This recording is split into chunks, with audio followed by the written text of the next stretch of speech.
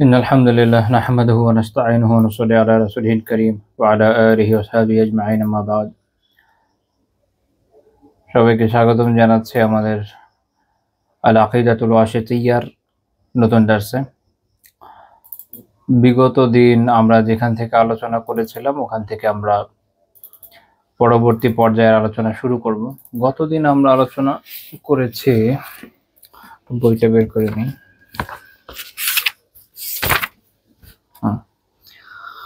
গতদিন আমরা একদম ভূমিকার কিছু অংশ ছিল বাকি, ওটুকু আলোচনা করেছি আলহামদুলিল্লাহ। তো ওখান থেকে সামনে আমরা আলোচনা করতে যাচ্ছি। আপনাদেরকে তো এটার একটা অনুবাদ, বাংলা অনুবাদ পিডিএফ দিয়েছি, ওখান থেকে দেখে নিতে পারবেন। আর আশা করি আপনারা দেখেছেন।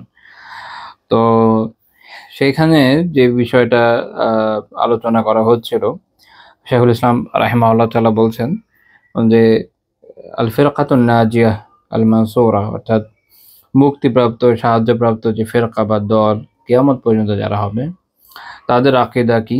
তারপর উনি আবার ব্যাখ্যা করছেন যে আহলুস সুন্নাতি ওয়াল জামাআহ, অর্থাৎ এরা হলো কারা, মূলত আহলুস সুন্নাহ ওয়াল জামাআহ, আহলুস সুন্নাহ ওয়াল জামাআহ। তো এরপরে উনি আলোচনা করছিলেন, এক কথায় সংক্ষেপে বলে দিয়েছেন যে এখানে আকীদার মূল আলোচ্য বিষয়গুলো কি। গতদিন আমি শুধু এমনি উল্লেখ করে চলে গিয়েছি, আজকে ওইগুলোর একটু সংক্ষিপ্ত ব্যাখ্যা ইনশাআল্লাহ তাআলা দিব, তারপরে পরবর্তী পর্যায়ের আলোচনার দিকে আমরা এগোতে পারবো। তো সেগুলো হচ্ছে আল ঈমানু বিল্লাহ ওয়া মালাইকাতিহি ওয়া কুতুবিহি ওয়া রুসুলিহি ওয়াল বা'থি বা'দাল মাউতি ওয়াল ঈমান বিল কদরি খাইরিহি ওয়া শাররিহি। ছয়টা বিষয়। আল্লাহ তাআলা সম্পর্কিত ঈমান, ফেরেশতাদের ব্যাপারে ঈমান, আসমানি কিতাবসমূহ সম্পর্কে ঈমান, রাসূলদের সম্পর্কে ঈমান, মৃত্যুর পরে পুনরুত্থান সম্পর্কিত ঈমান এবং তাকদীরের ভালো মন্দের ব্যাপারে ঈমান। এই ছয়টা বিষয়। অর্থাৎ আমরা যখন আসলে আকীদা নিয়ে আলোচনা করি, আলোচনার মূল বিষয় হয় কি এই ছয়টা বিষয়। এই ছয়টা বিষয়ের সাথে বাকি সবকিছু সম্পৃক্ত। কিছু কিছু বিষয় পরবর্তী জামানায় অনুপ্রবেশও করেছে প্রয়োজনের সাপেক্ষে, সেগুলো পরে কখনো হয়তো আমরা ইনশাআল্লাহ তাআলা আলোচনা করব। তো মূলত ঈমানের বিষয় বা মূলত আকীদার বিষয় কিন্তু এই ছয়টা, এগুলো হচ্ছে মূল। এইগুলো পাওয়া যাচ্ছে কোথায়? এগুলো পাওয়া যাচ্ছে আমরা দেখি হাদিস থেকে। সহিহ বুখারীর 50 নম্বর হাদিস এবং সহিহ মুসলিমের 8 নম্বর হাদিস। আরো কয়েকটা জায়গায় এসছে, আলাদা আলাদা কিছু ভার্সনে এসছে। যেমন আবু হুরায়রা রাদিয়াল্লাহু তাআলা আনহু বর্ণনা করেন এইভাবে যে কানা নাবিয়্যু সাল্লাল্লাহু আলাইহি ওয়াসাল্লাম বারিজা ইয়াওমান লিন-নাস ফাতাহু জিবরিল ফাকালা মাল ঈমান। আল্লাহ রাসূল সাল্লাল্লাহু আলাইহি ওয়াসাল্লাম একদিন মানুষের সামনে ছিলেন। ওই সময় জিবরিল আলাইহিস সালাম তার কাছে আসলেন এবং জিজ্ঞেস করলেন যে ঈমান কি জিনিস? তখন আল্লাহ রাসূল বললেন, আল ঈমানু, ঈমান হচ্ছে আন তুমিনা বিল্লাহ ওয়া মালাইকাতিহি ওয়া বিলিকাইহি ওয়া রুসুলিহি ওয়া তুমিনা বিল বা'থ। ঈমান হচ্ছে যে তুমি এটা আল্লাহ সম্পর্কে, আল্লাহকে বিশ্বাস করবা, ফেরেশতাদেরকে বিশ্বাস করবা, আল্লাহ তাআলার সাথে সাক্ষাৎকে বিশ্বাস করবা, রাসূলদের বিশ্বাস করবা এবং পুনরুত্থানকে বিশ্বাস করবা। তো এই হাদিসটার এই ভার্সনে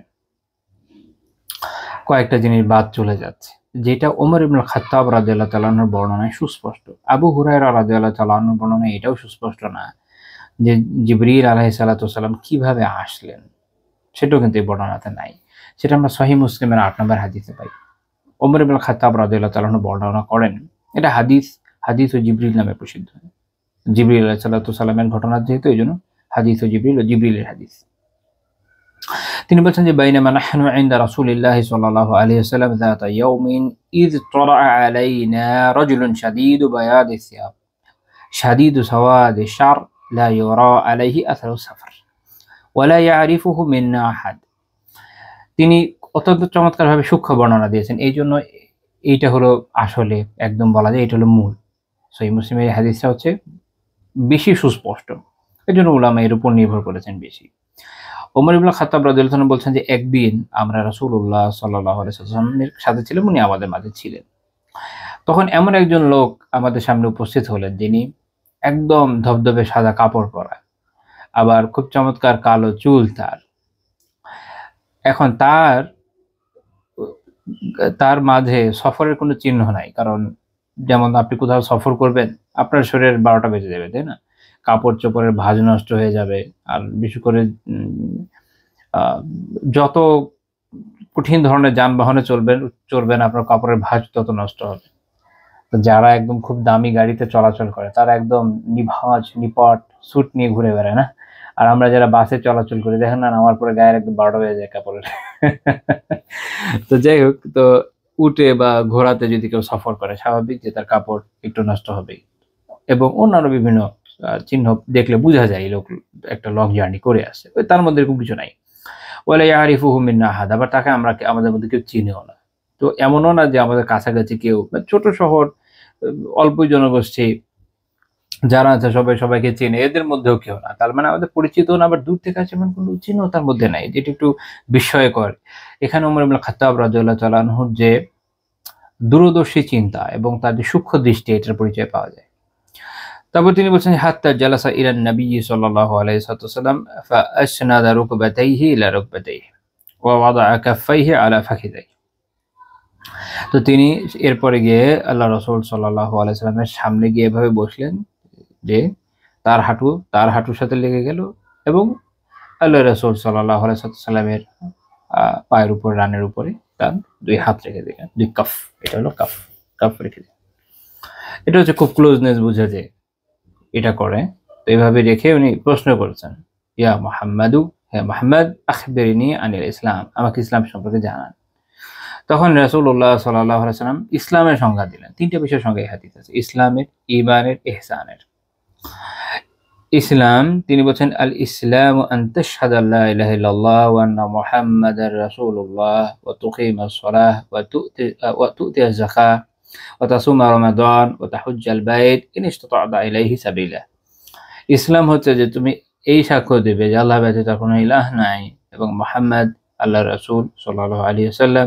তুমি সালাত আদায় করবে, যাকাত আদায় করবে, সিয়াম পালন করবে, আর যদি সামর্থ্য হয় বাইতুল্লাহ পর্যন্ত পৌঁছার, তাহলে হজ পালন করবে। তো এই যে আমল, এগুলো সব মিলিয়ে হলো ইসলাম, এই সঙ্গে এটা পাওয়া গেল। তো তিনি বললেন সাদাকতা, আপনি সত্য বলেছেন। অর্থাৎ জিবরিল আলাইহিস সালাম এখানে এটা বলে দিচ্ছেন যে আপনি সঠিক বলেছেন। ওমর রাদিয়াল্লাহু বললেন যে ফাআজিবনা লা ইসআলুহু ওয়া ইউসাদ্দিকুহু, আমরা তো এটাকে, তার বিষয়টা নিয়ে বিস্মিত হয়ে গেলাম যে নিজেই জিজ্ঞেস করছে বা নিজেই সত্যায়ন করছে। তো এই হাদিসের একদম শেষে এক বর্ণনায় আছে যে পরে এক সময় রাসূলুল্লাহ সাল্লাল্লাহু আলাইহি ওয়াসাল্লাম ব্যাখ্যা করে দিলেন যিনি জিবরিল আলাইহিস সালাম, তিনি মানুষের বেশে এসেছিলেন সবাইকে দ্বীন শেখানোর জন্য। তো তারপর তিনি বললেন ফাখবিরনি আনিল ঈমান, আমাকে ঈমান সম্পর্কে জানান। তখন আল্লাহ রাসূল ঈমানের সংজ্ঞা দিলেন যে আন তুমিনা বিল্লাহ ওয়া মালাইকাতিহি ওয়া কুতুবিহি ওয়া রুসুলিহি ওয়াল ইয়াউমিল আখির ওয়া তুমিনা বিল কদর খাইরিহি ওয়া শাররিহি। যে ঈমান হচ্ছে তুমি আল্লাহকে বিশ্বাস করবে, তার ফেরেশতাদের বিশ্বাস করবে, কিতাবসমূহকে বিশ্বাস করবে, রাসূলদের বিশ্বাস করবে, পরকালকে বিশ্বাস করবে, তাকদীরকে বিশ্বাস করবে, তাকদীরের ভালো মন্দ উভয়টাকে। অর্থাৎ তাকদীরের যে বিষয়টা ভালো লাগে সেটাও, এবং যেটা খারাপ লাগে সেটাও, সবটাই যে আল্লাহ তাআলার নির্ধারণ, এটা বিশ্বাস করা। তো তিনি বললেন সাদাকতা, আপনি সত্য বলেছেন। তো এই হাদিসটা হচ্ছে মূলত এই যে ঈমানের মৌলিক বিষয়গুলো সেটা জানার আমাদের উৎস, যা থেকে আমরা বুঝতে পারি আচ্ছা এই বিষয়গুলো হচ্ছে ঈমানের মূল।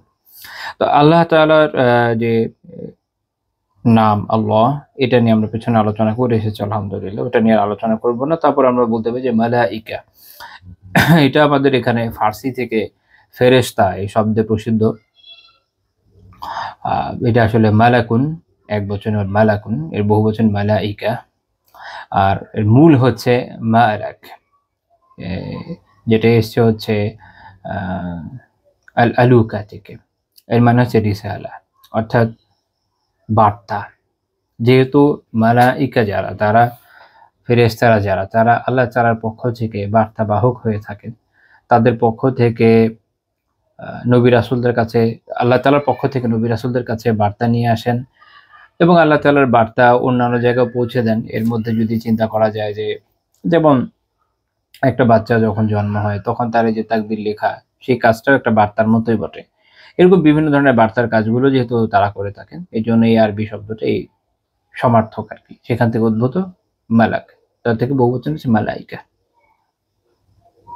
এবং এর তারা আমরা এটা নিয়ে ইনডেপথ যাচ্ছি না, এখানে যে পয়েন্টগুলো আমরা সংক্ষেপে বলবো, কারণ এটা আমাদের সামনে আবার বিস্তারিত আলোচনা ইনশাআল্লাহ তাআলা আসবে। তো মনে রাখতে হবে মালাইকা সম্পর্কে যে তারা আল্লাহ তাআলা সৃষ্টির মধ্যে একটি সৃষ্টি। কুফাররা, মক্কার মুশরিকিনরা যেরকম মনে করতো আলিয়াযু বিল্লাহ যে তারা আল্লাহ তাআলার সন্তান, তাদের একটা দল এরকম মনে করতো, এটা এটা ভুল, এটা মিথ্যা। তো তাদেরকে আল্লাহ তাআলা আসমানে রেখেছেন, জমিনে রেখেছেন, বিভিন্ন জায়গায় রেখেছেন, বিভিন্ন দায়িত্ব দিয়েছেন, তারা সেই দায়িত্বগুলো পালন করেন। এবং তাদের ব্যাপারে আকীদা হচ্ছে লা ইয়াসুনাল্লাহা মা আমারাহুম, আল্লাহ তাআলা তাদেরকে যে নির্দেশ দিয়েছেন সেটা তারা কি করে না, তারা অবাধ্যতা করে না। এখানে ওই যে মনে রাখবেন, যেমন ওই যে একটা গল্প আছে, হারুত মারুতের গল্প, বনী ইসরাঈলী বর্ণনা, ডাহা মিথ্যা কথা, যে ইরাকের ব্যাবিলনে তারা এরকম মনে করে যে দুজন ফেরেশতা এসেছিল, তারা আল্লাহ তাআলার নির্দেশ অমান্য করেছে, এই পাপ করেছে। ওগুলো বলারও প্রয়োজন নেই, বাট এই গল্প যখন তাফসীরের বইপত্র কোথাও কোথাও পাবেন, তো পেয়ে গেলে মনে রাখবে যে এটা ইসলামের আকীদার খেলাফ। ফেরেশতারা কখনো আল্লাহ তাআলার আদেশের অমান্য করেন না, লঙ্ঘন করেন না। এখান থেকে এটাও বুঝে নেন, তাহলে বোঝা গেল যে ইবলিস ফেরেশতার কোনো সম্ভাবনা নাই। কেউ কেউ এরকম মনে করেছেন, কিন্তু সঠিক না। কারণ যদি ফেরেশতা হতো তাহলে আল্লাহ তাআলার নির্দেশ সে অমান্য করতে পারতো না।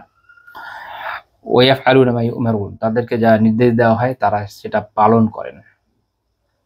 ওয়া আন্নাহুম ইউসাব্বিহুনা লাহু বিল-লাইলি ওয়ান-নাহার, তারা সকাল সন্ধ্যা সবসময় আল্লাহ তাআলার তাসবিহ পাঠে রত আছেন এবং তাদের যে আমল এর মধ্যে বিজি আছেন।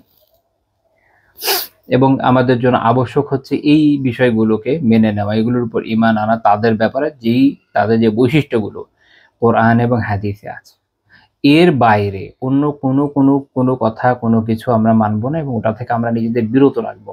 এটা বলে আল-ইমসাক, নিজেদেরকে সংযত রাখা, বিরত রাখা, ওটাতে আমরা যাব না। কেননা মনে রাখবেন যে ফেরেশতাদের বিষয়ক আকীদা হচ্ছে কিসের বিষয়?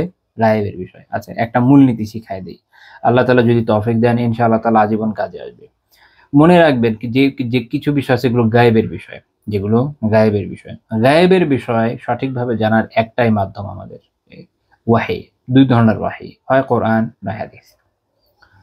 ওয়াহী মাতলুব বা গায়র মাতলুব, কিন্তু ওয়াহী হইতে হয় বিশুদ্ধভাবে আমাদের কাছে প্রমাণিত, যেমন কোরআন অথবা বিশুদ্ধ হাদিস। তো গায়েবের বিষয় শুধু আমরা এগুলোর মাধ্যমে জানতে পারি, আমাদের নিজস্ব আকল, নিজস্ব চিন্তা ভাবনা দিয়েও জানতে পারি না। কোথায় কে কবে কোন শিলালিপি লিখে গেছিল ওটা থেকেও জানতে পারি না। এখন কেউ এমন কিছু শিলালিপি লিখলো যেগুলো ধরেন কথার কথা পিরামিড থেকে আপনি পেলেন, বা কোনো ধ্বংসপ্রাপ্ত শহর পেট্রা বা কোনো জায়গা থেকে পাওয়া গেল, তার উপর ভিত্তি করে কেউ মনে করলো যে আচ্ছা অমুক এই জিন জাতি মনে হয় এরকম। জিন আমরা দেখি না, এটা আমাদের সাপেক্ষে গায়েবী বটে। একই রকম আর ফেরেশতারা তো আমরা দেখি না, তাই না? তো এর বিভিন্ন এরকম জাতি আছে যাদের ব্যাপারে আমরা আসলে কিছু জানি না। জিন জাতি যেমন যেমন ফেরেশতারা আছে। তারপর বিভিন্ন ঘটনা আছে যেটা ভবিষ্যতে কি হবে না হবে, কিয়ামতের আগে কি হবে না হবে, এগুলো সব এরকম অনেক বিষয় আছে যেগুলো আপনি মনে রাখেন, যেগুলো গায়েবের বিষয়। এগুলো আমরা পঞ্চ ইন্দ্রিয় দিয়ে অনুভব করতে পারি না, এবং এগুলো ভবিষ্যতে ভবিতব্য যে বিষয়টা, এটা হওয়ার আগ পর্যন্ত আমাদের জানার কোনো উপায় নাই। যত গায়েবের বিষয় আছে এটা কোরআন এবং সুন্নাহ ছাড়া আমাদের পক্ষে জানা কোনো উপায় নাই, আমাদের পক্ষে সম্ভব না জানা। এবং এমন কোনো বর্ণনা যা দুর্বল, তা দিয়ে এটা সাবিত হবে না, এগুলোর উপর বিশ্বাস করা যায় না। বা পরবর্তী যুগের কোনো মনীষীর উক্তি, সেটাও এক্ষেত্রে কোনো দলিল না। তো এটা যদি মাথায় রাখেন তাহলে বহু গোমরাহি থেকে ইনশাআল্লাহ তাআলা নিরাপদ থাকবেন। তাহলে মূলনীতি কি? গায়েবের বিষয়ে বিশুদ্ধ কোরআনের আয়াত বা বিশুদ্ধ হাদিস ছাড়া আমাদের জানার কোনো উপায় নেই। হ্যাঁ, সাহাবীদের থেকেও সেটা হয়, সাহাবীদের বক্তব্য তো হাদিসই, তাই না? এটা নিয়ে আমরা ইনশাআল্লাহ পরে উলুমুল হাদিস একটু অল্প আলোচনা করার কথা আপনাদের সাথে। তখন আমরা দেখব যে হাদিসের কার থেকে বর্ণিত, এটার উপর ভিত্তি করে একটা, যেমন আল্লাহ রাসূল সাল্লাল্লাহু আলাইহি ওয়াসাল্লাম থেকে বর্ণিত যেমন মারফু, সাহাবীদের থেকে মারফু। সাহাবীদের থেকে যখন এমন কোনো বিষয় আসে যেই বিষয়গুলো ওনারা কিয়াস করে বলতে পারবেন না, যেমন এই যেরকম গায়েবের বিষয়, ওনারা কিয়াস করে কোত্থেকে বলবেন? তো ওনারা আল্লাহ রাসূল থেকে শুনে থাকবেন। তো অনেক সাহাবীর বৈশিষ্ট্য ছিল, ওনারা এই ভয়ে যে আবার মানে ভুল বলার কারণে জাহান্নামী হতে হয় কিনা, এই ভয়ে রাসূলুল্লাহ সাল্লাল্লাহু আলাইহি ওয়াসাল্লামের নাম উল্লেখ না করে হাদিস বর্ণনা করে দিতেন।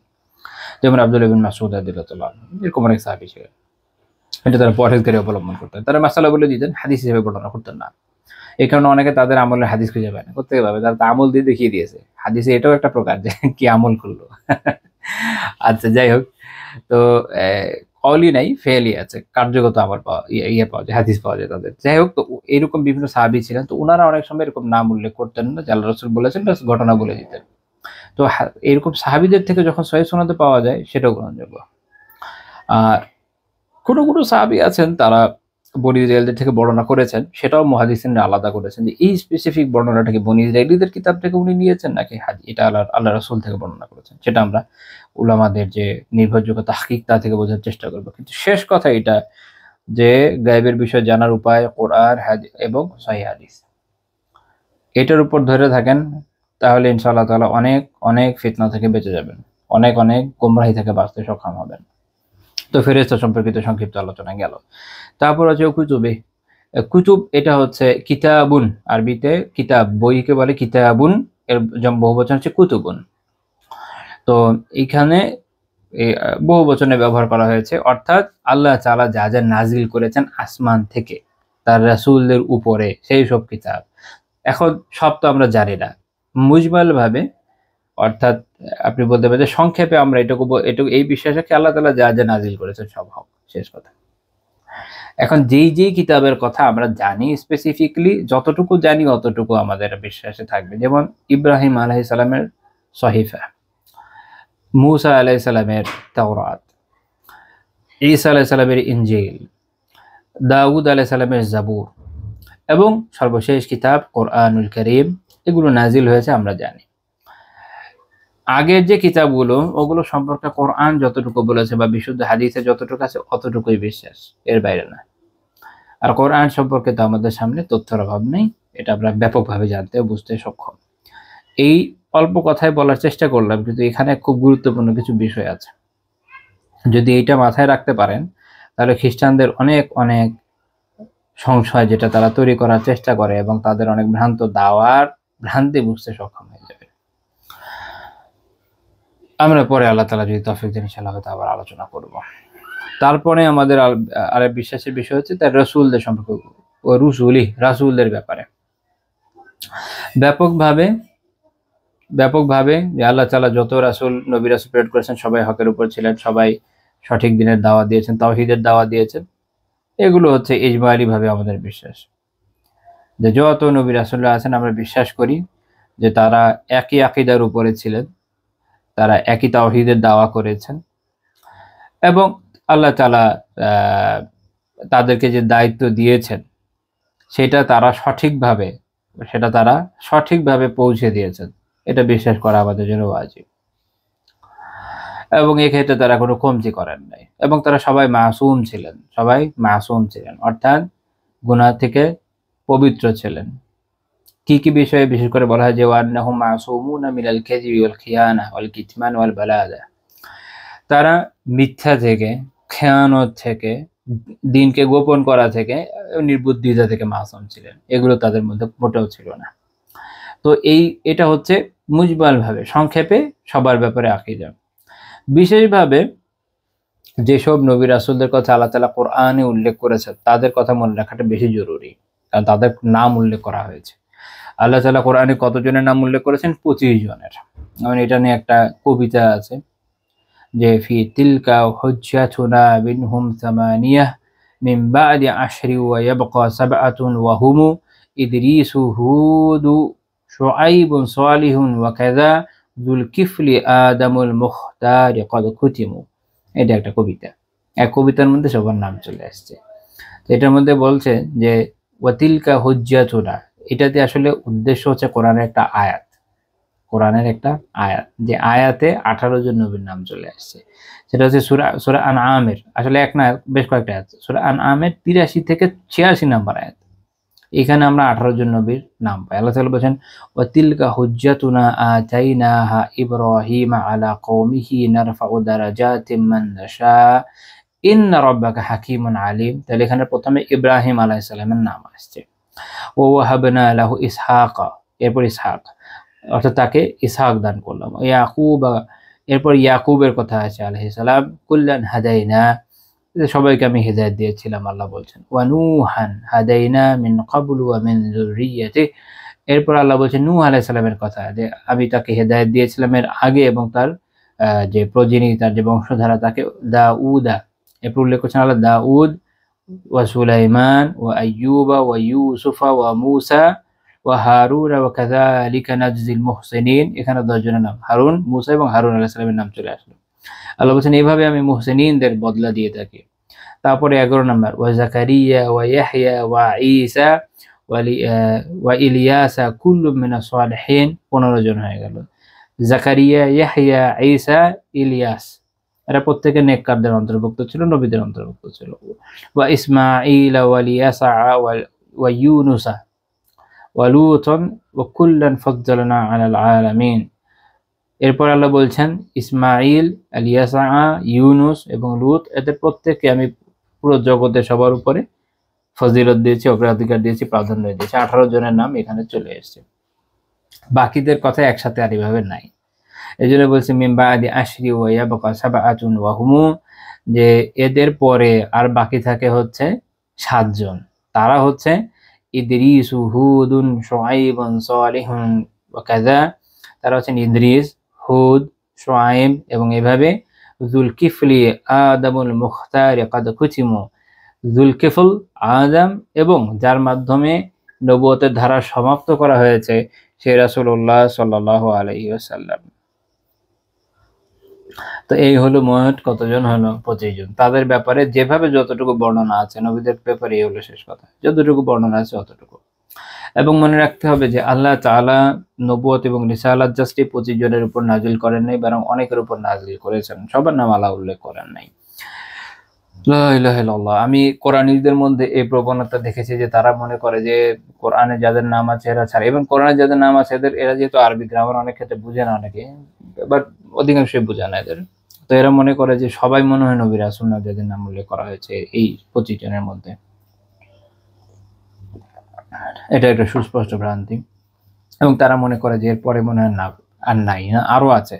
আল্লাহ তাআলা বলেছেন সূরা আন-নিসার 164 নম্বর আয়াত দেখবেন, ওয়া রুসুলান ক্বাদ কাসাসনাহুম আলাইকা মিন ক্বাবলু ওয়া রুসুলান লাম নাকসুসহুম আলাইক, যে আপনাকে এর আগে যে সকল রাসূলদের নাম আমি উল্লেখ করেছি এবং যাদের কথা উল্লেখ করি নাই। লাম নাকসুসহুম আলাইকা, আপনার কাছে যাদের কথা উল্লেখ করি নাই, আপনাকে যাদের কথা বলি নাই। যেমন অনেক রাসূল আছেন নিঃসন্দেহে, এত এত জাতি আল্লাহ তাআলা কম তো পাঠান নাই, কিন্তু সবার কথা আল্লাহ তাআলা কি করেন না, উল্লেখ করেন না। সামনে আবার বিস্তারিত ইনশাআল্লাহ দেখব। তো এটা মনে রাখবেন যে সবার কথা কোরআনে নাই, সবার কথা কোরআনে নাই। আর এই যে যতজনের নাম দেওয়া আছে এদের মধ্যে সবচেয়ে মর্যাদা সম্পন্ন হচ্ছেন 5 জন। তাদেরকে বলা হয় উলুল আজম। উলুল আজম যেহেতু তারা সবচেয়ে আজিমতের অধিকারী ছিলেন, এই জন্য তারা হচ্ছেন উলুল আজম। তারা হচ্ছেন মুহাম্মদ, ইব্রাহিম, মূসা, ঈসা এবং নূহ আলাইহিস সালাম। মুহাম্মদ, ইব্রাহিম, মূসা, ঈসা, নূহ আলাইহিস সালাম। আল্লাহ তাআলা কোরআনে সূরা আল-আহজাবে 7 নম্বর আয়াতে বলেছেন, ওয়াইজ আখাযনা মিনান নাবিয়্যিনা মিসাকাহুম ওয়া মিনকা ওয়া মিন নূহ ওয়া ইব্রাহিম ওয়া মূসা ওয়া ঈসা ইবনে মারইয়াম। আল্লাহ তাআলা বলছেন যে আর আমি যখন নবীদের কাছ থেকে তাদের অঙ্গীকার গ্রহণ করলাম, আপনার কাছ থেকে, নূহের কাছ থেকে, ইব্রাহিমের কাছ থেকে, মূসা এবং ঈসা ইবনে মারইয়ামের কাছ থেকে আলাইহিস সালাম। তো তারা হচ্ছেন এই বিষয়ে আল্লাহ তাআলার বিশেষ মর্যাদার প্রাপ্ত, অর্থাৎ সকল নবী রাসূলদের উপরে এই 5 জনকে প্রাধান্য দেওয়া হয়েছে। এটা সূরা শুরার 13 নম্বর আয়াতেও আছে, অন্যান্য বেশ কিছু জায়গায়ও আছে। ইন্টারেস্টিংলি আমি কোরআনীদের দেখেছি ওরা এটাও মানতে রাজি না, অথচ এই 2টা আয়াত না, আরো আয়াত আছে যেখানে আল্লাহ তাআলা এই বিশেষভাবে এই নবী রাসূলদের মর্যাদার কথা বলেছেন। তারা ভেবেছে সবাই মনে সমান, সবাই সমান। আল্লাহ তাআলা কাউকে কাউকে বেশি মর্যাদা দিয়েছেন। আচ্ছা গেল। তারপরে হচ্ছে ওয়াল বা'সি বা'দাল মাউত, মৃত্যুর পর পুনরুত্থান। আমাদের পরে ঈমানের বিষয় কি? মৃত্যুর পরে পুনরুত্থানে বিশ্বাস। আল বা'স, আল বা'স এর আরবিতে অর্থ হচ্ছে আসলে আল ইসারাতু ওয়াত তাহরিকু, মানে হচ্ছে বাংলায় বলা যেতে পারে যে জাগ্রতকরণ এবং গতি সঞ্চার, সঞ্চালিতকরণ, আন্দোলিতকরণ। অর্থাৎ কোনো কিছুকে যখন আপনি উঠালেন, মনে করেন কেউ ঘুমিয়ে আছে তাকে উঠালেন, তাকে চলাচল করালেন, এটা হচ্ছে আল বা'স। তো যখন আমরা বলছি আল বা'স বা পুনরুত্থান, পুনরায় উত্থিত হওয়া, এটা দিয়ে শরিয়াতের পরিভাষায় বলা যায়, যেমন খলিল হারাস রাহিমাহুল্লাহ তাআলা সংজ্ঞা দিয়েছেন যে ইখরাজুল মাউতা মিন কুবুরিহিম আহইয়াআন ইয়াউমাল কিয়ামা, কিয়ামতের দিন মৃতদেরকে তাদের কবর সমূহ থেকে বের করে আনা জীবিত অবস্থায়, আহইয়া তাদের হাল হচ্ছে এটা, তারা জীবিত। লিফাসলিল কাদাই বাইনাহুম, তাদের মধ্যে ইয়ে করার জন্য, বিচার নিষ্পত্তি করার জন্য, অর্থাৎ তাদের মধ্যে ফয়সালা করার জন্য। ফামান ইয়ামাল মিসকালা যাররাতিন খায়রান ইয়ারাহ ওয়া মান ইয়ামাল মিসকালা যাররাতিন শাররান ইয়ারাহ। কাজে যে অনুপরিমাণ ভালো কাজ করবে সে তা দেখতে পাবে সেদিন, আর যে অনুপরিমাণ মন্দ কাজ করবে সেও তা দেখতে পারবে। এটা হচ্ছে বাস। এখানে আমাদের জন্য ওয়াজিব আবশ্যক হচ্ছে যে আল্লাহ তাআলা তার কিতাবে পুনরুত্থান বিষয়ে যা বর্ণনা করেছেন, হাদিসে যা বর্ণনা করেছেন তাকে স্বীকার করে নেওয়া। এবং পুনরুত্থানের যে বিষয়টা, এটা আল্লাহ তাআলা তার কিতাবে নিজেই উল্লেখ করেছেন বিভিন্ন জায়গায়, আমরা পরে ইনশাআল্লাহ কখনো আলোচনা করবো আবার। এবং মনে রাখতে হবে যে মানুষের দেহের সকল অঙ্গগুলো পচে নষ্ট হয়ে যাওয়ার পরও আল্লাহ তাআলা এগুলোকে একত্র করবেন, নতুনভাবে সৃষ্টি করবেন এবং তাতে প্রাণের পুনঃ সঞ্চার করবেন। এইটা অস্বীকার করার লোক তো আছেই। কারা আছে? যেমন আগেকার যুগে যারা নিজেদের মুসলিম দাবি করত, তাদের মধ্যে যারা ফাইলাসোফ ছিল, যারা দার্শনিক ছিল, এবং আরো অন্যান্য বেশ কিছু জাতি, যারা এখনকার সময় আমরা বলতে পারি যারা নাস্তিক, তারাও এটা অস্বীকার করে। মনে রাখতে হবে যে মৃত্যুর পর পুনরুত্থান অস্বীকার করা কি কুফর। এটা যে করছে সে কাফের হয়ে যায়, ইসলাম থেকে বের হয়ে যায়। আরেকটা বিচিত্র দাবি আছে, সেটা হচ্ছে যে আল্লাহ তাআলা তো এই যে বিভিন্ন রূহকে উত্থিত করবেন ফি আজসামিন গায়রিল আজসামিল্লাতি কানাত ফাহুয়া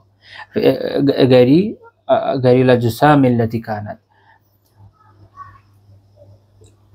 মানে আগে যে বডিটা ছিল সেটা ছাড়া নতুন একটা বডিতে। আচ্ছা, এখানে একটা গুরুত্বপূর্ণ বিষয় মনে রাখেন, সেটা হচ্ছে আমাদের যে বডি যেটা নষ্ট হয়ে যাবে, আল্লাহ তাআলা এটাকেই পুনরুত্থিত করবেন, নতুন একটা বডি দিচ্ছেন না, এইটাকেই পুনরুত্থিত করা হবে।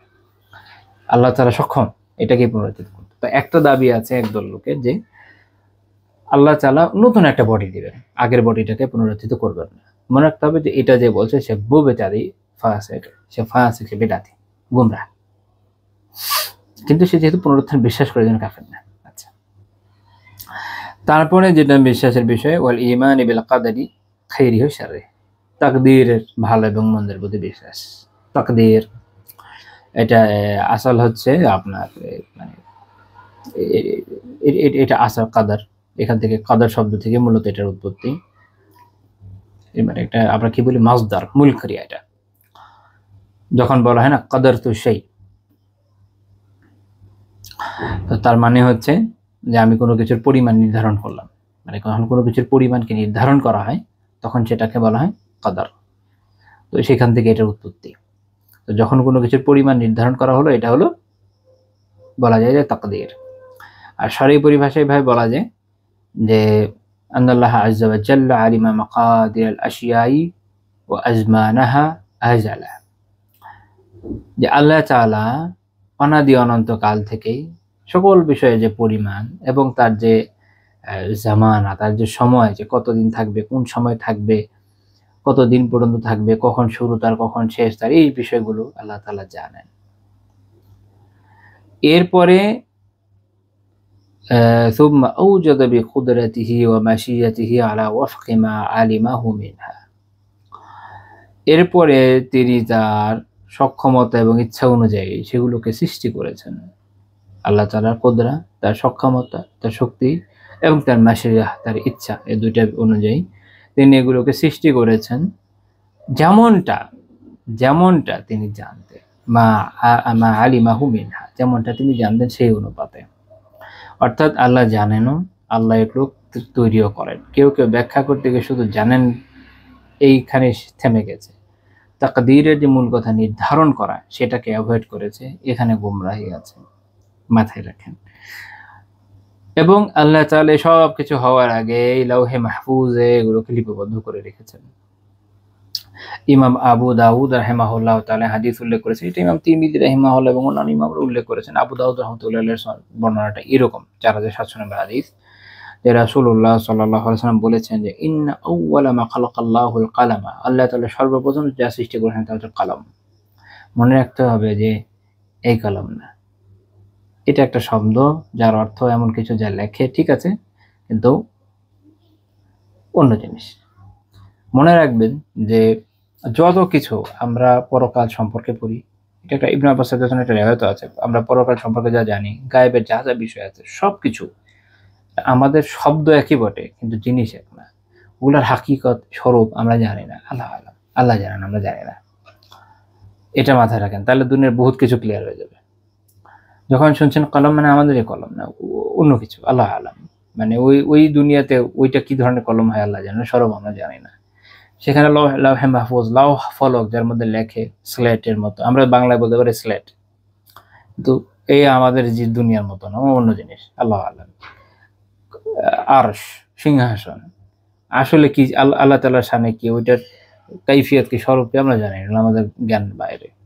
আমরা আমাদের দুনিয়ারই কত কিছু দেখে বুঝতে পারি না, ওগুলো তো আমাদের বাইরে, হিসেবের বাইরে। কারণ আমাদের যদি প্রথম আসমানের কথা চিন্তা করি, যখন ধরেন আমরা যদি সায়েন্টিফিক থিওরিতে আসি না, বিগ ব্যাং হলো টাইম এন্ড স্পেস তৈরি হলো, মনে রাখেন ওই যে জগতে আমরা আলোচনা করছি সেটা এটার আগে, এটার বাইরে।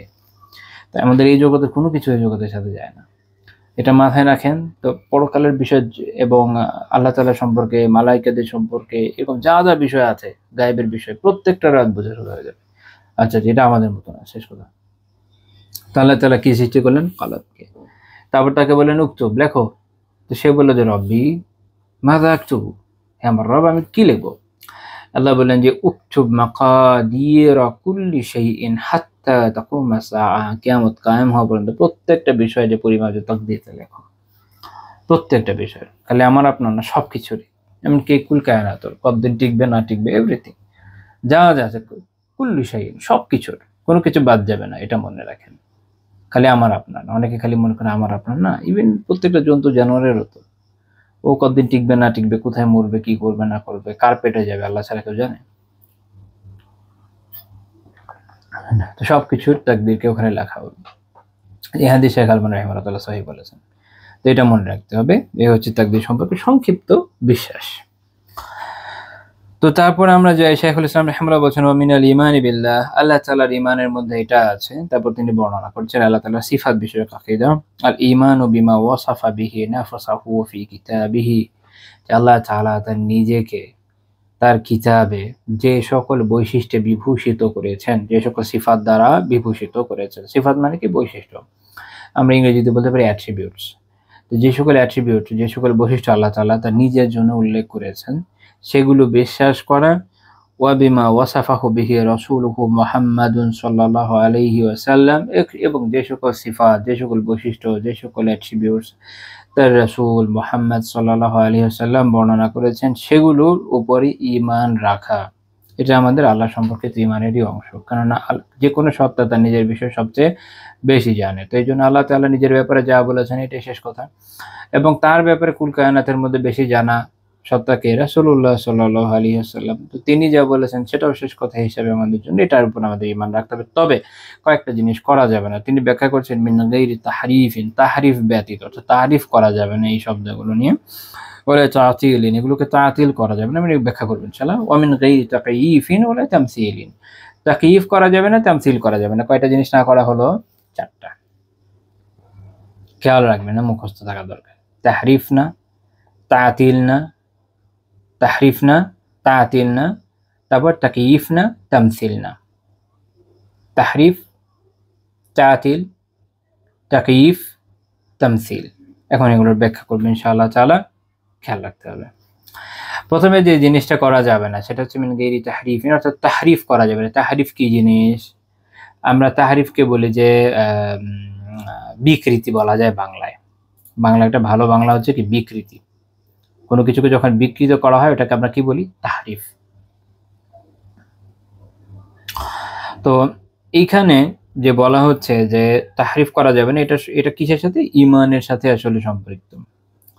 কারণ মুমিন আল্লাহ তাআলার সিফাতকে যেভাবে আছে এভাবেই মানে, কোনো বাতিল অর্থ দিয়ে তার মানে না। যেমন দেখা গেল যে আল্লাহ তাআলার কোনো একটা সিফাত আল্লাহ তাআলা বর্ণনা করলেন, সে তার মন মতো একটা বাতিল অর্থ করে নিল, এরকম তার মুমিন করবে না। মুমিন কি করবে? যেভাবে চেয়ে মানবে, তাহলে সে তাহরিফ করবে না, বিকৃতি ঘটাবে না। এই জন্য একটা কথা বলা যে ইসবাতাম বিলা তামসিলিন ওয়া তানজিহাম বিলা তা'তিলিন, এটা ইমাম সাফারিনী রাহিমাহুল্লাহ বলেছেন। সেটা হচ্ছে, মনে রাখেন এটা একটা ক্রিটিক্যাল বিষয়। সেটা হলো এই, আল্লাহ আযজা ওয়া জাল তার নিজের ব্যাপারে অনেক সিফাত, অনেক বৈশিষ্ট্য উল্লেখ করেছেন। এই বৈশিষ্ট্যগুলোর কিছু আছে তার জাতি, তার সত্তাগত বৈশিষ্ট্য। যে কোনো জাত বা সত্তার নিজস্ব কিছু বৈশিষ্ট্য থাকে। আর আরেকটা হচ্ছে ফেইলি, যেগুলো কর্মগত বৈশিষ্ট্য, যে কোনো জাত বা যে কোনো সত্তা কিছু কাজও করে এবং তার সে কর্মগত বৈশিষ্ট্যও থাকে। তো আল্লাহ তাআলা নিজের জন্য জাতি বা সত্তাগত এবং ফেইলি বা কর্মগত বৈশিষ্ট্য সাবিত করেছেন, বিভিন্ন ধরনের উল্লেখ করেছেন। রাসূলুল্লাহ সাল্লাল্লাহু আলাইহি ওয়াসাল্লাম এগুলো বলেছেন, সাহাবীদের বিভিন্ন বর্ণনায় পাওয়া যায়, পরবর্তী আলেমদের বর্ণনায়ও ভুরি, ভুরি আছে। তো এই ক্ষেত্রে সমস্যা যেটা অনেকের জেহেনে চলে এসছে বা তার মাথায় এসছে, সেটা হলো এই যে এই বৈশিষ্ট্যগুলো, এগুলো তাদের মনে হয়েছে যেগুলোতে আল্লাহ তাআলার শানে আসলে যায় না। তো তারা মনে করেছেন যে আমাদেরকে এটা কি করতে হবে? আমরা এটাকে পবিত্রকরণ করব। আচ্ছা, এখানে একটা কথা মনে রাখেন, আল্লাহ তাআলার সিফাতকে একসেপ্ট করার ক্ষেত্রে মূলনীতি হলো এই যে আল্লাহ তাআলার সিফাতকে কারো সাথে কোনো মাখলুকের সাথে মিলানো যাবে না। মনে রাখতে হবে আল্লাহ তাআলা কুল কায়নাতের ঊর্ধ্বে। কিভাবে আমাদের সাথে মিলবে? কোনোভাবেই তো সম্ভব না। Logically impossible. এটা একমাত্র খ্রিস্টানরাই আছে বা ইভেন পেগান যারা, ওরাও এই ধরনের কাজ করে। যে স্রষ্টাকে, দেবতাকে মানুষের আকৃতি দিয়ে আলিয়ত বিলে বসে আছে। কিন্তু এটা তো আসলে অসম্ভব ব্যাপার।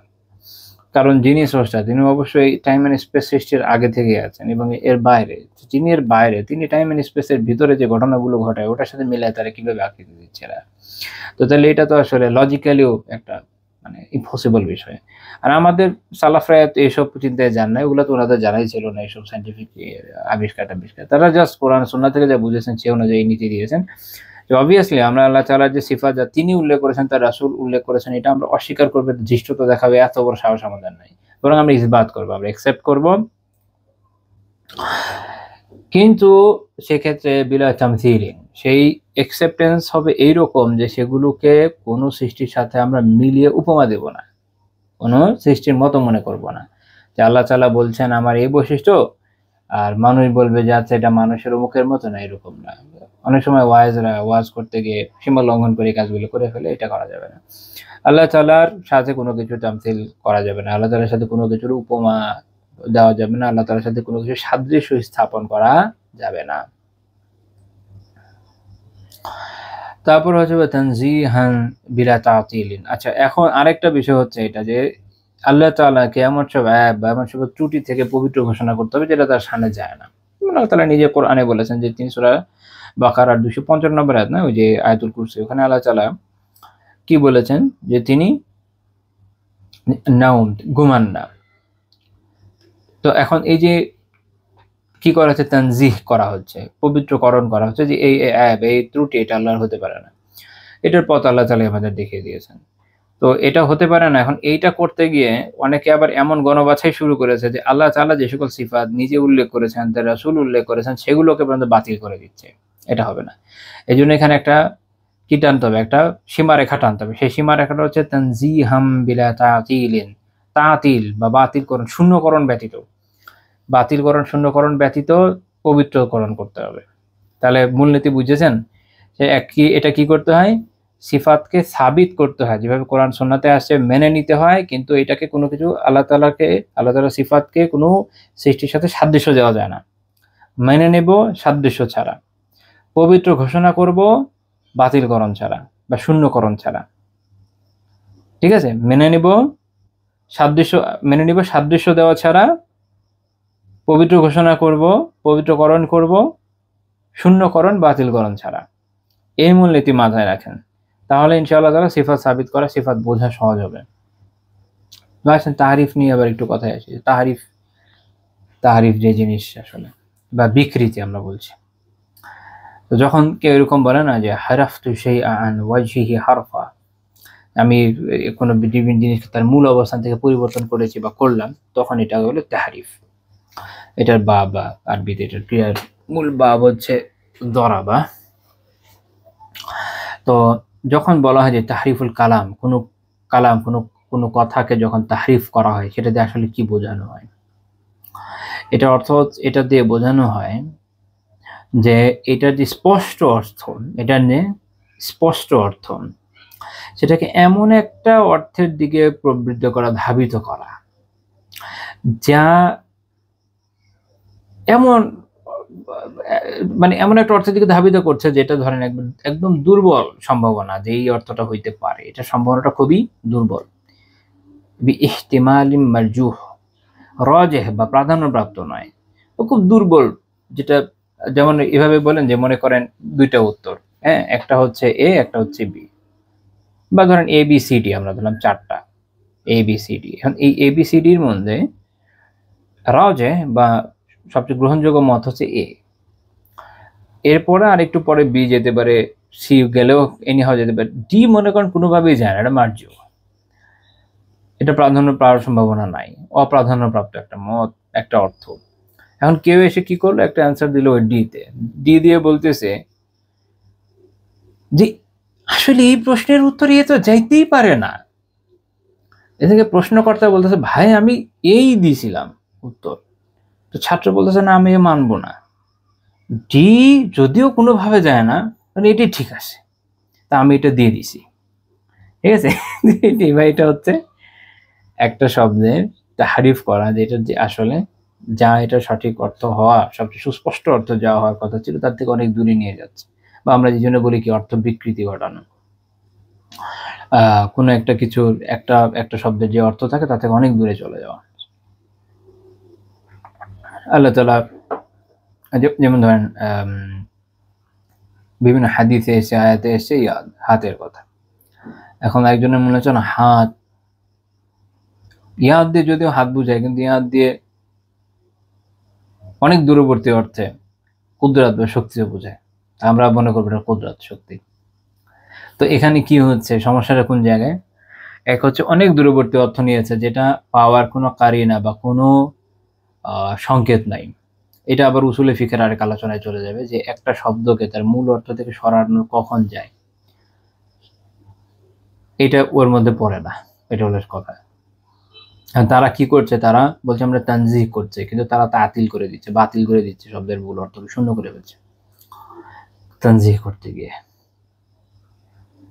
আবার ইসবাতও আসলে করছে না, ইসবাত করছে কোথায়, যেই জিনিস ইসবাত করার দরকার ওইটাই তো করছে না, অন্য জিনিস নিয়ে আসছে, তাহলে কিভাবে ইসবাত হলো? তো এই হলো সমস্যা, এই প্রবলেম এটার।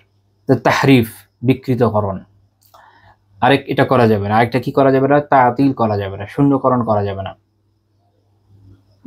এটার মূল হচ্ছে আতাল, আল আতালু, এর মানে হচ্ছে কোনো কিছু একদম শূন্য করা, ত্যাগ করা, হ্যাঁ, এই অর্থগুলো আসে। ফাঁকা থাকা, পরিত্যাগ করে, এসব অর্থে আসে। যেমন আল্লাহ তাআলা কোরআনে বলছেন যে বিইরিম মুআত্তালাহ, সূরা আল হজ্জের 45 নম্বর আয়াতে, যেটা একটা পরিত্যক্ত কূপ, খালি কূপ, এটাকে ব্যবহার করে না। অর্থাৎ এর যে মালিকরা তারা এটা অবহেলা করেছে, এটা পানি আহরণ ত্যাগ করেছে, এই জন্য এটার নাম, এটাকে বলছে বিইরিম মুআত্তালাহ। এখান থেকে তাতিল শব্দটা, তো এখান দিয়ে বোঝানো হচ্ছে এই যখন আল্লাহ তাআলার যে এটা এভাবে বলা যায় যে আল্লাহ তাআলার যে সিফাতগুলো, এগুলো আল্লাহ তাআলার সত্তার সাথে সম্পৃক্ত, এটা তারা কেউ যখন অস্বীকার করে, ওটা হচ্ছে তাতিল বা শূন্য করে। এখন এই তাতিল দুই রকম হতে পারে। বিকৃতিটা কি? বিকৃতিটা হচ্ছে যে মূলটাকে চেঞ্জ করে দিল। তাতিলটা কি? সে হয়তো এটাকে একদম বাতিল করে দিচ্ছে, একদম বাতিল করে দিচ্ছে, অথবা এটাকে মিনিংলেস বানিয়ে দিচ্ছে। বিকৃতির দিকে যাচ্ছে না, কি করছে জানেন? মিনিংলেস করে দিচ্ছে। এটা কিরকম? তাতিলের দুই টাইপ বলে, একটা হচ্ছে কুল্লি, একদম পরিপূর্ণরূপে সিফাতকে অস্বীকার করা, যেমন জাহমিয়া, মুতাজিলা, এই দুইটা গোমরা ফিরকা করেছে, যে তারা পরিপূর্ণরূপে আল্লাহ তাআলার সিফাতগুলোকে অস্বীকার করেছে। তারা বলেছে যে এই সিফাতগুলো হইতেই পারে না, বাতিল, শেষ।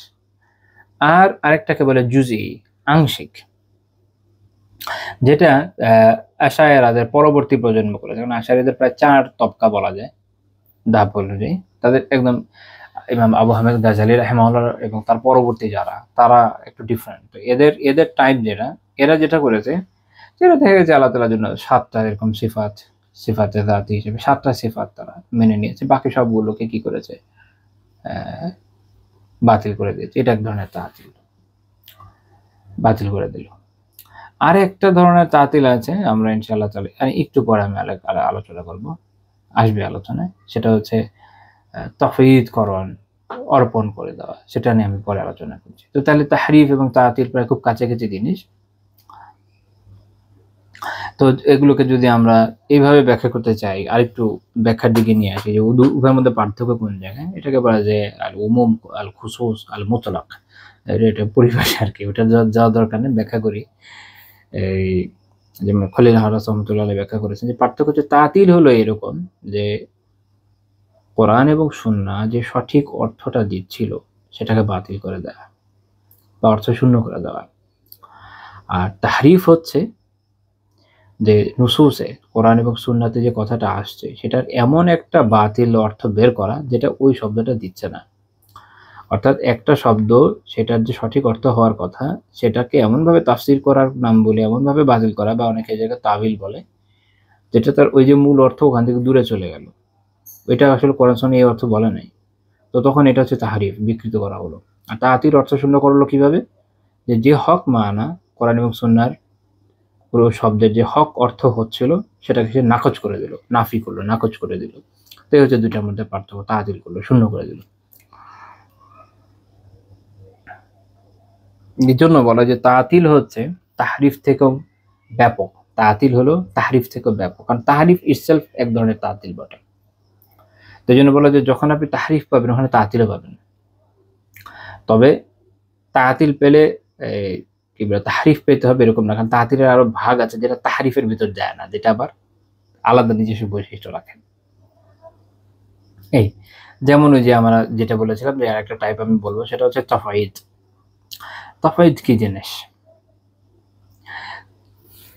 এটা আশায়েরাদের যে মুতাআখিরুন, পরবর্তী প্রজন্ম যারা, তারা একটা জিনিস বের করেছেন, সেটা হচ্ছে যে তারা বলবে যে এই যে একটা শব্দ যেটা সিফাতে এসছে এটাকে আমরা তাফওয়িদ করব। তাফওয়িদ মানে অর্পণ করে দেওয়া। এখানে একটা বিষয় বুঝে নেন। একটা একটা বিষয় হলো যে আল্লাহ তাআলার যে সিফাত, এটা স্বরূপ, এটা আমরা আসলে জানি না, বুঝি না, কিন্তু শব্দটা আমাদের সামনে আছে। আপনি যখন কোরআন পড়বেন, আপনি আরবি জানেন, আপনি এটা সম্ভব আপনি রিডিং করে যাবেন, অর্থ না বুঝে চুপ চলে যাবেন, আপনার মাথায় তো অর্থ আসবে। এটা একমাত্র অনারবের পক্ষেই সম্ভব এসব ডায়লগ দেয়। কিন্তু যে আরবি জানে খুব ভালো মতো, অথবা যে আরব, কারণ যে আরবি খুব ভালো জানে কিন্তু আরব না, সেও আসলে নিজের ভাষা দিয়ে আরেকটা ভাষা চিনতে পারে। যেমন আমরা ইংরেজি যত ভালোই জানি না কেন, আমরা যখন বলি আমাদের মাথা বাংলা অটোমেটিক্যালি কাজ করে, রাইট? মানে ট্রান্সলেট হয়ে হয়ে আসে। আপনি চাইলে একটা শব্দকে থামিয়ে দিতে পারেন যে আমি ভাববো না, কিন্তু একজন আরব কিভাবে এটা করবে? এই জন্য আরবদের ভিতরে এই জিনিস এভাবে জনপ্রিয়তা পায়নি, যেটা বলতে যাচ্ছি আর কি। তো তাফঈদ বা অর্পণের বিষয়টা এই যে আহলে সুন্নাত জামাত এক ধরনের তাফঈদ করে, অর্পণ করে। সেটা কি? এটা বলে তাফঈদুল কাইফিয়া, যে আল্লাহ তাআলার যে সিফাত সমূহ আছে, এটা যে স্বরূপ, এই স্বরূপটা তারা খুঁজে না, এটা নিয়ে কি কেন এটা নিয়ে প্রশ্ন করে না, এটা আল্লাহ তাআলার কাছে অর্পণ করে দেয়, যে আল্লাহ তাআলাই ভালো জানেন। স্বরূপ তো আমরা জানি না, আমরা শব্দটা জানি, শব্দটা জানি। এই জন্য ইমাম মালিক রাহিমাহুল্লাহকে যখন একজন জিজ্ঞেস করলো যে আল্লাহ তাআলা তো আরশে সমুন্নত, এটা কিরকম? তখন তিনি বলেন আল ইস্তিওয়া ও মালুম। ইস্তিওয়া বা সমুন্নত হওয়াটা তো মালুম, এই শব্দটা আমাদের জ্ঞাত, এটা আমরা জানি, এটা আমরা চিনি, এটা আমাদের অচেনা না। শব্দ তো জানি, ইস্তিওয়া কি জিনিস আমরা জানি, এটা তো অজ্ঞাত না। ওয়াল কাইফু মাজহুলুন, কিন্তু এটার যে স্বরূপটা আছে এটা তো অজ্ঞাত, এটা তো আমরা জানি না। না আল্লাহ তাআলার স্বরূপ এটা আমরা করতে জানবো। তো এই বর্ণনাটা ইমাম বাইহাকী রাহিমাহুল্লাহ আল আসমা ওয়াস সিফাত কিতাবে উল্লেখ করেছেন, এবং ইমাম ইবনে হাজার আসকালানি রাহিমাহুল্লাহ তাআলা ফাথুল বারিতে এর সনদকে জাইয়িদ বলেছেন, উত্তম বলেছেন। তো কথা হলো যেটা যে কাইফিয়াতকে, স্বরূপকে আল্লাহ তাআলার হাওয়ালা করে দেওয়া, এটা আহলে সুন্নাত জামাত আকীদা, এটা নিয়ে কোনো সমস্যা নেই। এটাকে বলে তাফওয়িদুল কাইফিয়া, কাইফিয়াতকে আল্লাহ তাআলার হাওয়ালা করে দেওয়া হয়েছে। এখন আরেকটা তাফওয়িদ আসছে, সেটা হচ্ছে যে তারা অর্থটাও করতে রাজি না। তারা বলছে যে আমরা অর্থও আল্লাহর হাওয়ালা করে দেব। আল্লাহ তাআলা কি হিসাবে অর্থ এই শব্দ দিয়েছেন আমরা জানি না, এটার অর্থ জানি না। Is it possible? এটা কি সম্ভব? এটা যারা বলছেন তারা যখন কোরআন অনুবাদ করেছেন এরকম আধুনিক সময়ে, তারা দেখা গেছে অনুবাদের মধ্যে ঠিক অনুবাদ করে বসে আছে। তো তাহলে কিভাবে হাওয়ালা করলেন? কেউ কেউ একটু ডিফারেন্ট চেষ্টা করেছে, কিন্তু এটা খুবই মানে সুপাঠ্য হয় নাই, অপাঠ্য হয়ে গেছে। যাই হোক, তো এই শব্দের এটা কিভাবে সম্ভব? কিন্তু তারা বলছেন যে না, আমরা কি করব, এটা যে মানা, এটাকে বলে তাফওয়িজুল মানা, শব্দটার অর্থও আল্লাহর হাওয়ালা করে দিব। অর্থও আল্লাহ জানে, শরফ তো আল্লাহ জানেন, অর্থও আল্লাহ জানেন। এটা হচ্ছে আশায়েরাতের যে মুতাআখিরিন, পরবর্তী প্রজন্ম, তাদের মধ্যে এই প্রবণতা দেখা যায়। এটাকে বলে মুফাউয়িদা। কি বলে? মুফাউয়িদা। হাম্বলীদের মধ্যে দুই একজন এরকম পাওয়া যায় মুফাউয়িদা, বাট এটা তাদের ভুল অ্যাপ্রোচ, এটা সঠিক অ্যাপ্রোচ না। বরং আহলে সুন্নাত জামাতের প্রাচীনকাল থেকে যেটা অ্যাপ্রোচ, এটাই সঠিক। সেটা হচ্ছে যে শব্দ যখন আপনি পড়বেন মানা তো জানেনই, কেমনে সম্ভব যে মানা জানবেন না? অর্থ তো অবভিয়াসলি জানেন। পড়তে গেলে আপনি জানেন ইয়াদ মানে হাত, আপনি জানেন যে ইস্তেবা মানে সমুন্নত, আপনি জানেন এই শব্দের মানে এই শব্দের মানে সেই শব্দের মানে সাক মানে হচ্ছে পিন্ডুলি। আপনি কিভাবে মানে পড়তে গিয়ে এটা আপনি মাথা থেকে সরায় দিবেন? মানা তো আপনি জানেনই, কিভাবে বলেন যে জানেন না? তো অর্থ জানেন, যেটা জানেন না সেটা হচ্ছে স্বরূপ। যে আল্লাহ তাআলার শানে কি আমি জানি না, যেমন একটু আগে আমি ব্যাখ্যা করলাম একটা কলম দিয়ে, এটা মাথায় রাখেন তাহলে মাথায় ঠিক থাকবে ইনশাআল্লাহ। পরকালের এগুলো বিষয়, গায়েবের বিষয়, এটা কি জিনিস, কেমন কি আমরা জানি যে শব্দটা কোরআনে আছে, এটার অর্থ আমরা মানি, জানি যে হাকিকিভাবে আসলে এটা আছে, বাস শেষ। তো ওই হাকিকাতের যে কাইফিয়াত, ওই হাকিকাতের যে স্বরূপ, ওই বাস্তবতার যে স্বরূপ, এটা আমরা জানি না, ওটা আল্লাহ তাআলাই জানেন। আমাদের এটা জানার কেন, আমাদের জ্ঞানের ঊর্ধ্বে, আমরা কেন জানবো? আচ্ছা, তাহলে আমরা বুঝলাম যে দুইটা জিনিস করা যাবে না। কি করা যাবে না? তাহরিফ এবং তাতিল, অর্থাৎ ইতবাত করতে হবে, স্বীকার করে নিতে হবে না। কমন গিয়ে তাকিফিন, কাইফিয়াত একটু আগে এটা আলোচনা হয়ে গেল যে স্বরূপ বিশ্লেষণ করা যাবে না। আরেকটা ওয়ালা তামসিলিন, তামসিল করা যাবে না। তো কাইফিয়াত নিয়ে তো কথা হয়ে গেল আলহামদুলিল্লাহ, এটা নিয়ে আরেকবার আলোচনার প্রয়োজন নেই। আর তামসিল হচ্ছে উপমা দেওয়া, উদাহরণ পেশ করা। এটা এভাবে ব্যাখ্যা করা হয় যে যখন মানে কোনো আল্লাহ তাআলার, এটা দুই দিক থেকে বুঝেন। এক হচ্ছে আল্লাহ তাআলার কোনো সিফাতকে সৃষ্টির কোনো সিফাতের মতো মনে করা, এটা এক ধরনের তামসিল। যারা দেখবেন, আচ্ছা এটা আমি একটু পরে বলি। একটা হচ্ছে আল্লাহ তাআলা সিফাতকে সৃষ্টির সিফাতের মতো মনে করা, একটা হচ্ছে সৃষ্টির কোনো সিফাতকে আল্লাহ তাআলা সিফাতের সাথে মিলিয়ে ফেলা। দুইটা দুই দিকের, ডাবল এজ, দুইটাই কিন্তু তামসিল, দুইটা থেকে বেঁচে থাকতে হবে। এখন দেখেন যে যারা তানজিহের কথা বলে তাবিল অপব্যাখ্যার মাধ্যমে আল্লাহ তাআলা সিফাতকে অস্বীকার করতে চান, তারা মূলত তামসিলের মধ্যে নিপতিত। তারা মনে করছেন, তারা এমন প্রশ্ন করেন, আপনি এই মূলিতে মাথায় রাখেন, এমন প্রশ্ন করবে যে প্রশ্ন এ নীতির খেলাফ, যে প্রশ্ন এই নীতির খেলাফ। যেমন প্রশ্ন করবে এভাবে, আচ্ছা আল্লাহ তাআলা যদি আরশে সমুন্নত হন, সেখান থেকে তিনি যদি প্রথম আকাশে নেমে আসেন, তাহলে আরশ খালি হয়ে যাবে না? আলিয়াউযুবিল্লাহ, আপনি তো আল্লাহকে সৃষ্টির সাথে তামসিল করে প্রশ্ন করেছেন। আল্লাহ কি মানুষ? আলিয়াউযুবিল্লাহ, মোটেও না। আল্লাহ যে আরশে সমুন্নত হওয়া মানে কি মানুষের কুরসিতে বসার মতো বিষয়? এমন না তো। আমরা কোথা থেকে জানলাম? এটা তো কাইফিয়ত নির্ধারণ করা। আল্লাহ আরশে সমুন্নত, এটা একটা কথা, এটা আমরা মানি, হাকিকিভাবেই মানি, শেষ কথা। আপনি ধরে নিছেন যে আল্লাহ আলিয়াউযুবিল্লাহ মানুষের মতো, তো তাহলে ওখান থেকে নড়াচড়ার একটা ইস্যু হয়। আবার প্রথম আসমানে আসা মানে হচ্ছে যেভাবে একটা সৃষ্টি এক জায়গা থেকে আরেক জায়গায় স্থানান্তর হয়, তাহলে এটা করলে আগের জায়গা খালি হয়ে যায়। দেখেন পুরো প্রক্রিয়াটাতে যে প্রশ্ন, পুরো প্রশ্নটা তামসিল আর তামসিল, এগুলো গোমরাহি দিয়ে ভরপুর। আর আহলে সুন্নাহ জামাতের আকীদা হচ্ছে এটাই, ভাই আল্লাহ তাআলা বলছেন আরশের সমুন্নত, তিনি বলছেন প্রথম আসমানে নেমে আসেন, শেষ। আমরা তো তাকে মানুষের মতো মনে করি না, যেরকম ব্যাকরণের মতো প্রশ্ন করবো। আল্লাহ হেফাজত করেন। আল্লাহ তাআলাই, তার শানই আলাদা, তার কাজই আলাদা। ও কাজ আমি, তার যে শান ওই আমি বুঝি না। আল্লাহ তাআলা নিজের ব্যাপারে বলেছেন দেখে না জানি যে তার আরশ আছে এবং তিনি তাদের সম্মানিত। না জানলে আমি কি লজিক্যালি বের করতে পারতাম? পৃথিবীর যতগুলো মানব সৃষ্ট ধর্ম আছে, কেউ বের করেছে এটা? আছে কারো ধর্মে এটা? নাই। আবার আল্লাহ তাআলা প্রথম আসমানে নাজিল হন, এটা আল্লাহ তাআলা রাসূল সাল্লাল্লাহু আলাইহি ওয়াসাল্লাম না জানালে আমরা কোথা থেকে জানতাম? আছে কোনো ধর্মে এরকম কিছু নিজেরা বের করেছে? এটা আকলের জিনিস না। আল্লাহ তাআলা কোরআন সুন্নাহ দিয়ে যা জানিয়েছেন, যা আমরা মেনে নিয়েছি। এবং এখানেই তো ঈমানের পরীক্ষা। গায়েবের বিষয় এখানে আমাদের কিয়াস চলে না। গায়েবের বিষয় কি চলে না? কিয়াস চলে না। আল্লাহ এবং তার রাসূল যা বলেছেন, শেষ কথা। প্রশ্ন করতে গেছে, সে প্রশ্নের মধ্যে দুর্ঘটনা ঘটিয়ে দিয়েছে। কি করেছে? আল্লাহ আযজা ওয়াজালকে মানুষের মতো কল্পনা করেছে। তাহলে কেমনে হবে? মনে রাখবেন, আল্লাহ আযজা ওয়াজাল মানুষ না। আল্লাহ আযজা ওয়াজাল সৃষ্টির মতো নন। তাকে সৃষ্টির সাথে তুলনা দেওয়া যাবে না, সৃষ্টিকে তার সাথে তুলনা দেওয়া যাবে না। উভয়ভাবে তুলনা দেওয়ার মাধ্যমে করা প্রশ্নগুলো ইরসাল গুমরাহি। এখানে হচ্ছে বড় ভুল। এটা মাথায় রাখেন, অনেক সমস্যা দূর হয়ে যাবে ইনশাআল্লাহ। তো এই যে ইসবাত এবং তামসিল, এটার মূলনীতি আমরা পাচ্ছি আল্লাহ তাআলারই বাণীতে। সূরা আশ-শূরার 11 নম্বর আয়াতে আল্লাহ তাআলা বলেছেন লাইসা কামিসলিহি শাইউন ওয়া হুয়াস সামিউল বাসীর। এই আয়াতের দুইটা পার্ট। আল্লাহ বলছেন যে লাইসা কামিসলিহি শাই, তার মতো কোনো কিছু নাই। এখানে হচ্ছে নাফি, এই যে মূলনীতি নাফি করতে হবে। কিছু বিষয় আল্লাহ তাআলার সামনে যায় না, ওগুলো নাকচ করে দিতে হবে। ওয়া হুয়াস সামিউল বাসীর, তবে আল্লাহ তাআলা বলছেন যে হ্যাঁ যায় না, ঠিক আছে, কিন্তু তিনি কিন্তু সর্বশ্রোতা সর্বদ্রষ্টা। তো তার মানে তার যে দুইটা সিফাত আছে, তিনি সর্বশ্রোতা এবং সর্বদ্রষ্টা, এটা কি করতে হবে? একসেপ্ট করতে হবে। এটা হচ্ছে ইসবাত। এখানে মূলনীতি বুঝেন ভালো করে। সেটা হচ্ছে আস-সামি', যিনি হচ্ছেন শ্রোতা, সর্বশ্রোতা। এখানে আসলে যে সিগাটা ব্যবহার করেছে, আরবিতে যে শব্দটাকে ব্যবহার করা আছে, এগুলো আধিক্য বোঝায়। এবং আরো ক্রিটিক্যাল আলোচনা আছে, ওর মধ্যে যাচ্ছি না। আল বাসির সেম, যিনি সর্বদ্রষ্টা, সবসময় যিনি দেখছেন, সবসময় যিনি সব শুনছেন। এখন ভালো করে গেল, আল্লাহ তাআলা শোনেন এবং আল্লাহ তাআলা দেখেন। এখন শোনার জন্য শ্রবণেন্দ্রিয় লাগে কিনা? ইউজুয়ালি লাগে। দেখার জন্য দর্শনেন্দ্রিয় লাগে কিনা? ইউজুয়ালি লাগে।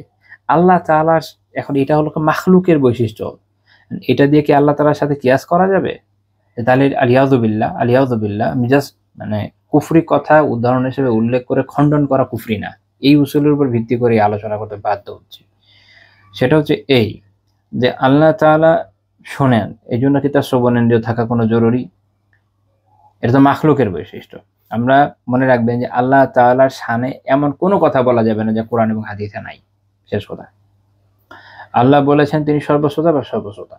এখন এটা কিভাবে, কেন, কি দিয়ে, এসব প্রশ্নের সুযোগ নেই। তিনি সব দেখেন মানে সব দেখেন।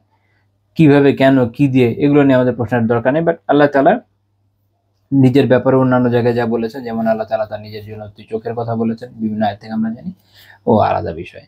কিন্তু যদি তিনি নিজে না বলতেন আমরা জানতাম না। আচ্ছা, আবার ওই চোখ মানে কি আমাদের চোখের মতো? আলিয়াদুবিল্লাহ, এরকমও না। ভালো করে বুঝে খুলে খুলে ব্যাখ্যা করছি, এগুলো ব্যাখ্যা এভাবে খুলে খুলে না করলে এক মুসিবত, আবার করলে আর এক মুসিবত। তো যেহেতু আমরা দর্জ দিচ্ছি, বাধ্য হয়ে এটা নিয়ে একটু বিস্তারিত আলোচনার জরুরত। মনে রাখতে হবে যে আল্লাহ তাআলার শানে আমরা তার সিফাতগুলোকে প্রতিপাদন করি, তার শানে যেমন হওয়া দরকার তেমন। মানে আমরা আমাদের অঙ্গ প্রত্যঙ্গের মতো মনে করি না। এই জন্য উলামা বিভিন্ন জায়গায় বলেছেন যে আল্লাহ তাআলার যে সিফাতগুলো, এগুলো তার অঙ্গ প্রত্যঙ্গ নয়। এগুলো কি নয়? অঙ্গ প্রত্যঙ্গ নয়। এদিকে ইন্টারেস্টিং বিষয় হচ্ছে যে যারা কালামিরা রয়েছেন, ওনারা আল্লাহ তাআলার অনেক সিফাত স্বীকারই করেন না এগুলো করতে গিয়ে। ইভেন আপনারা অবাক হবেন, আল্লাহ তাআলার মুহাব্বত, আল্লাহ তাআলা ভালোবাসেন, কালামিরা কিন্তু আল্লাহ তাআলার মহব্বত স্বীকার করে না। মুখে বলবে না আমি জানি না, বইপত্রে আছে আল্লাহ তাআলা কাউকে ভালোবাসেন, এটা স্বীকার করে না। ভালোবাসলে কারো দিকে ঝুঁকে যেতে হয়, আল্লাহ তাআলা ঝুঁকে যাওয়ার ঊর্ধ্বে, কাজে আল্লাহ তাআলা ভালোবাসতে পারেন না। তাহলে এই যে এত আয়াত হাদিস আছে, এটা তারা ব্যাখ্যা করে, তাবিল করে। কিন্তু আহলে সুন্নাত জামাত এটাই বিশ্বাস করে যে আল্লাহ তাআলা অবশ্যই ভালোবাসেন, এই কাজকে ভালোবাসেন, এই ব্যক্তিকে ভালোবাসেন, এবং তিনি যে ভালোবাসেন আসলেই ভালোবাসেন। ভালোবাসার জন্য ঝুঁকে পড়া, এটা তো বান্দার বৈশিষ্ট্য, এদিকে আল্লাহর বৈশিষ্ট্য নাকি? আল্লাহর ভালোবাসি বান্দার ভালোবাসে। মনে রাখেন যে আল্লাহ তাআলা জাতের ক্ষেত্রে যে উসুল, সিফাতের ক্ষেত্রে একই উসুল। তো এইভাবে যখন চিন্তা করবেন, সব একদম পারফেক্টলি বুঝবেন। একই রকম ভাবে আল্লাহ তাআলা কারোর প্রতি ক্রোধান্বিত হন, এটা তারা মানতে নারাজ, তারা এটার অপব্যাখ্যা করে। তাদের মনে হয় যে ক্রোধান্বিত হওয়া মানে কি, তার কেউ ক্রোধান্বিত হলে কোন একদিকে উল্টা দিকে ঝুঁকে পড়ে, তার তার তার বিরুদ্ধে নাইনসাফি করে, এরকম বিভিন্ন ব্যাখ্যা তারা করেছে। আল্লাহ তাআলা এগুলো ঊর্ধ্বে। এখানে আল্লাহ তাআলার সাথে তামসিল করা হয়েছে। এগুলো প্রত্যেকটা ব্যাখ্যা যা আছে, এগুলো পড়লে আপনি দেখবেন যে এগুলো আছে আল্লাহ তাআলার শানে কি করা হয়েছে? তামসিল করা হয়েছে। আল্লাহ তাআলাকে বান্দার মতো মনে করে সে অনুযায়ী আলোচনা করা হয়েছে। আল্লাহ তাআলা আমাদেরকে হেদায়েত দেন, আমিন। তারা এটা বুঝে নাই যে আল্লাহ তাআলা তো বান্দা নন, আল্লাহ তাআলার সান্নিধ্যে করার কথা করতে আসে। তো এই যে আয়াতটা আমি মাত্র আলোচনা করলাম, এটাকে বলতে পারেন যে দস্তুর ও আহলিস সুন্নাতি ওয়াল জামাআহ ফি বাবিস সিফাত। সিফাতের বিষয়ে এটা আহলুস সুন্নাহ জামাতের সংবিধান, তার মূলনীতি এটা। এর মধ্যে দুইটা জিনিস আছে, নাফি এবং ইসবাত। আল্লাহ তাআলা শুরুতে যেমন নাফি করে দিলেন, পরে দেখালেন যে ইসবাতের বিষয়, মানে এটা বুঝালেন যে নাফি তো করতে হবে, তাই বলে ইসবাত বাদ দিয়ে দেও না। ইসবাত তো করতে হবে, তাই বলে আবার নাফিও বাদ দিয়ে দেও না। আমাদের কি করতে হবে? এর সমন্বয় সঠিক অবস্থানে থাকতে হবে, আমরা যেন ভুল পথে না হাঁটি, সঠিক উপরে, সঠিক আকীদার উপরে থাকি। আজকে আমাদের এই বিষয়ক আলোচনা এই পর্যন্ত থাকবে। আল্লাহ তাআলা তৌফিক দিলে ইনশাআল্লাহ তাআলা এর পরবর্তী জায়গা থেকে আমরা পরে আলোচনা শুরু করব। সুবহানাকাল্লাহুম্মা বিহামদিকা লা ইলাহা ইল্লা আনতা আস্তাগফিরুকা ওয়া আতুবু ইলাইক।